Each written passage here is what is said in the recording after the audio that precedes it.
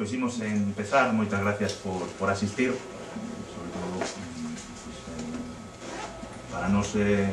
como forza fora das institucións, moitas veces visualizarnos é moi difícil e aí os medios cumplides unha labor para nos esencial, non? Sobre todo en base ao criterio democrático de que independentemente da representatividade, pois todas as forzas políticas pertencemos a un espectro amplo da representación da cidadanía. Eu me presento, vou a ser, porque así fixeron os meus compañeiros, o candidato nas próximas municipais, chamome Rubén Pérez Correa. Tedes aquí unha pequena biografía, pero que non é importante, porque nos pensamos que é importante o colectivo humano e o colectivo político que imos aportar nesta candidatura. Son o coordinador local de Esquerda Unida en Vigo, son tamén o secretario político o responsable do Partido Comunista de Galicia, partido no que milito, son membro do seu comité executivo e do Comité Federal do Partido Comunista de España.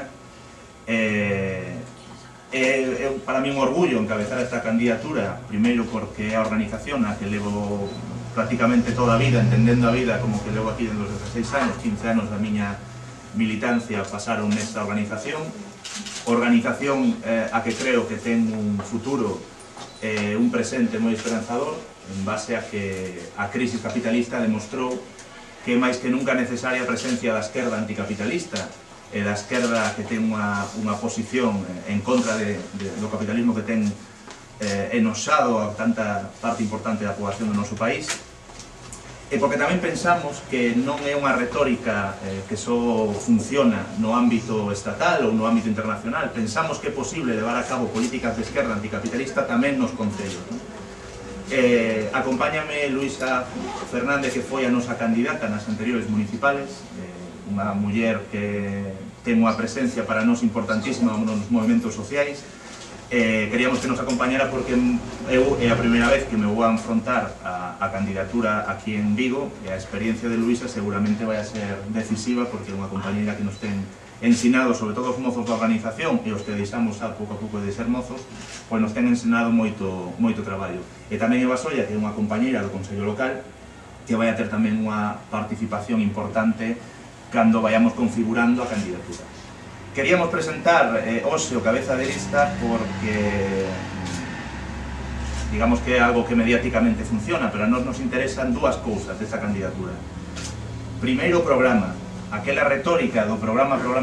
que tanto chiste daba a prensa, que decía o noso camarada Julio Anguita, sigue sendo, en día, a única garantía que ten a cidadanía de que os partidos cumplan o que din. O programa ten que ser un contrato, ten que ser algo que vincule a campaña electoral, a pre-campaña electoral, a acción política institucional. Por eso pensamos que Esquerda Unida ten un programa que iremos presentando ao longo destos meses, un programa que estamos, logo explicaremos o proceso, pero que estamos consensuando cos movimentos sociais e co consulto da cidadanía na nosa cidade, porque o programa para nós é o definitorio das forzas. Pensamos que nesta última legislatura o principal problema é que os programas eran perfectamente intercambiables, que donde pon PSOE podías poñer BNG, donde pon BNG podías poñer PP, porque realmente o que non houve unha alternativa política, senón unha alternancia.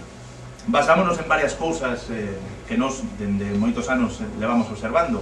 Todas e cada unha das corporacións municipais que entraron neste concello privatizaron empresas municipales ou privatizaron servicios municipais, algo que é definitorio da dereita, non da esquerda. Todas e cada unha das forzas políticas que entraron neste concello utilizaron o clientelismo, a regalía, todo este tipo de cousas que parece que están erradicadas da política, que lembranos unha política caciquil, pero que se siguen utilizando, non? E todos e cada un das corporacións municipais que vivimos estes anos utilizaron o sector do ladrillo e a especulación inmobiliaria como xeito de asegurar moitas veces unha parte importante da financiación do concello, algo que para nós devenga nesta crisis, en este problema de financiación, porque unha vez que o ladrillo entra en crisis, os concellos non teñen capacidade económica para levar a cabo outras políticas que dependían en moitos casos desa realidade, non? Esquerda Unida, dende fai moitos anos, dende casi a súa fundación, no ano 1986, porque Esquerda Unida non nos definimos como partido político. Partidos políticos somos moitos, eu son militante do Partido Comunista de España, que é un dos partidos que formamos Esquerda Unida. Esquerda Unida nos definimos como movimento político social. Eso significa que Esquerda Unida o que fai é incorporar as propostas dos movimentos sociais e da cidadanía consciente da nosa cidade, non? Polo tanto, O proceso máis importante que vamos a vivir nós nestes meses é a elaboración desa proposta programática a través do que nós chamamos a elaboración colectiva, que é xuntarnos cos movementos sociais, que os movementos sociais nos aporten todas as súas propostas e todas as súas problemáticas, e nós, sempre que este de acordo con esa posición que temos de esquerda anticapitalista, federal e republicana, que vai ser tamén un componente importante da proposta municipalista de Esquerda Unida, incorporaremos o noso programa dunha maneira inmediata.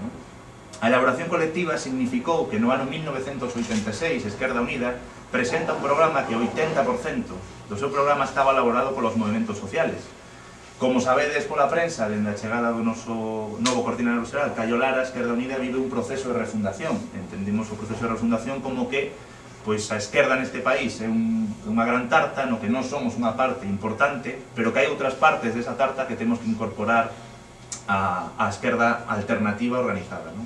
Por lo tanto, tamén vamos a falar con moita xente do ámbito da esquerda para que se incorporen a este proxecto que presentamos que sea alternativo, porque tamén pensamos que hoxe máis que nunca é necesaria unha alternativa de esquerdas. Para min, como candidato, o principal reto o que nos vamos a enfrentar é o tema dos recursos, algo evidente, porque a política, por desgracia, no noso Estado está pensada para profesionais, está pensado para partidos que tamén teñen intereses económicos detrás. Nós non imos a axudar a ningún interés económico desta cidade, nós só imos a axudar o principal asente económico desta cidade, que son os traballadores. O 80% desta cidade vive do seu salario, vive de levantarse en xornada laboral de 8 horas, de 10, de 12, dependendo do sector. Esos son os sectores que teñen que mover esta cidade. Para nós, a Confederación de Empresarios, a Autoridade Portuaria ou outro tipo de asentes que parece que marcan a política desta cidade, para nós non van a ser nin prioritarios, nin siquiera van a ter proposta política de Esquerda Unida. Esquerda Unida vai a ter propostas para os traballadores, para a xente que está pasando mal, para a xente que, por desgracia, se está facendo ser os que soporten a crisis, e para a xente que ten demostrado nos últimos anos nunha cidade como a nosa que tamén saben defender os seus dereitos cando é necesario, como foi dunha maneira exemplar na última folga xeral, que nos pensamos que foi o gran exemplo que a cidadanía viguesa sigue sendo unha cidadanía consciente da necesidade de defender os seus dereitos. Por lo tanto, nos pensamos que vai a ser unha candidatura que leve por primeira vez en moitos anos os traballadores a ser asentes políticos, a ser asentes importantes no municipalismo e tamén para ser xente que teña capacidade decisoria. Esquerda Unida, en cidades onde gobernamos, o exemplo máis cercano que temos é Ferrol, hasta que fomos expulsados do goberno polo Partido Socialista, precisamente por defender estas políticas de esquerda, ten unha parte do seu programa artellado en base á participación democrática directa dos cidadáns. Esquerda Unida desarrollamos unha cousa que se chama os presupostos participativos, no que os veciños, en asambleas coordinadas e organizadas, deciden unha parte importante do orzamento do Concello. Nese sentido, nos comprometémonos tamén a que eso sexa unha realidade no Concello de Vigo, e que unha parte importante dos orzamentos poidan decidilos de maneira democrática os veciños, algo que pasa en cidades como Sevilla, que sigue pasando en Ferrol, a pesar de que Esquerda Unida foi expulsada do goberno. O Partido Socialista non tivo máis remedio que seguir perpetuando a política de presupostos participativos, porque cando os veciños se lle fai partícipes da política, é moi difícil logo que as forzas políticas que non queren que participen lle quiten este dereito. Por lo tanto, e sobre todo vendo as dúas últimas legislaturas, donde, por exemplo, un tema central para nós, que é a anulación deste plan xeral e a redacción dun novo plan xeral en base aos criterios que plantexou moitos colectivos veciñais, participación, que non se priorice a construción de nova vivenda sobre o tecido rural do noso entorno, pois nos pensamos que incluso temas como o plan xeral teñen que ser decididos unha parte importante para os veciños. 21.000 veciños desta cidade pediron eso, 60.000 veciños presentaron alegacións contra o plan xeral e nin siquiera foron respondidas, co cal nos pensamos que un goberno que se diga de esquerdas non pode plantexar que a participación cidadá, que é a base política e orgánica dunha política de esquerda real, pois que eso non este presente. Sabemos realmente que é moi difícil entrar en esta batalla nunha cidade como Vigo, que a maior parte da cidadanía pois ten un concepto peyorativo da clase política. Nos pensamos tamén que gañada a pulso pola clase política, pero nos pensamos que hai que vindicar a participación política non entendida como profesionalizable ou un político profesional, senón que a xente teña unha parte de su vida pensada para a participación política, dende o torneiro fresador nunha empresa do naval ata o oficinista dun banco aquí no centro de Vigo, ten que ter a política como o seu eixo diario de participación. Non podemos deixar a política en mans dos partidos, a política temos que facelas tamén as organizacións sociais, os traballadores, a xente da rúa, non? Por iso Esquerda Unida pensamos que vamos a cumplir as expectativas de dar voto e dar voz á xente da nosa cidade, non? É algo moi recurrente que todos os partidos din, pero non só vamos a concretar en base a propostas concretas. Os presupostos participativos, que é unha parte importante desa proposta, as asambleas de barrio na que os nosos cargos eleitos tomen decisións cos veciños, é dicir, que cada decisión que afecta a un barrio os nosos cargos públicos teñan que consensuar cos veciños desos barrios, e sobre todo a lealtade a un programa político, a lealtade ao programa político de Esquerda Unida, a lealtade a un programa político da esquerda que nos definimos anticapitalista, e a lealtade a unha tradición política que, por desgracia, na nosa cidade está desaparecida de fai moitos anos. Nós nos reclamamos, eu como militante comunista me reclamo da xestión municipalista dos nosos concelleiros nos anos 80, nos anos 90, me reclamo da tradición de Carlos Núñez, de Baldino Varela, de xente que aportou en momentos moi críticos, que era a formación das primeiras corporacións municipais, aportou esforzo, aportou ideoloxía, aportou participación para sacar os nosos concellos adiante, non? Hoxe en día pensamos que os concellos corren un grave peligro de subsistencia, primeiro porque sigue sen cumplir, despois de 20 anos, aquel presuposto que dixera a Federación Española de Municipios e Provincias, que os concellos tiñan que gestionar o 20% dos impostos que se recaudan no Estado. Non sigue sendo así, a descentralización se está facendo cara ás autonomías en vez de que vaya para os concellos.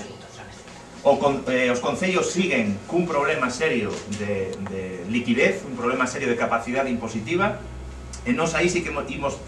facer propostas radicais, no sentido, a pesar de que a palabra sona moi mal, radical é aquel que vai á raíz do problema. A radicalidade é boa cando a radicalidade vai a unha raíz dun problema real. Nós pensamos que é posible o aumento impositivo a vivenda desocupada en Vigo. É unha vergoña 24.000 vivendas desocupadas nunha cidade donde miles de xóvenes teñen que buscarse cada día as favas para poder ter unha vivenda digna. Nós pensamos, e hai un acordo parlamentario, ninguna das forzas políticas deste Concello o quiso levar a cabo, pero nós pensamos que é posible, por acordo parlamentario, como así foi, que elevar o 50% do IBI a vivenda desocupada. Pensamos que é posible elevar o IBI ás vivendas que teñan un valor catastral maior de €500.000, algo que, por exemplo, acabamos de presentar no Concello de Zaragoza, e que o Partido Socialista, forza de esquerdas que defende os traballadores, se nega sistemáticamente a cumplir, non? Nós pensamos que os impostos nos concellos teñen que ser proporcionais ao ingreso. E vamos a seguir peleando, é certo que non podemos facelo só en Vigo, pero sí que en todo o Estado español, para que exista un imposto que grave as empresas polo beneficio, que ese imposto vaya directamente ás arcas do concello. Unha empresa como Citroën non pode estar sistemáticamente escapando cuartos e recursos en base ao beneficio simplemente porque estén nunha zona franca. Empresas que coa supresión do IAE daban unha facturación, siguen tendo beneficios millonarios que repercuten moitas veces no medio ambiente, nas infraestructuras da nosa cidade. Polo tanto, o diñeiro hai que ir a buscar o que non ten, que son os que naxenan o plusvalía dos traballadores. Non teñen que ser os traballadores con subidas do IVA, con subidas de impostos que nos afectan tanto a nós como ao pocero ou a un empresario do Grupo San José. Pois nós pensamos que os impostos hai que ir a buscalos onde están. Faremos unha proposta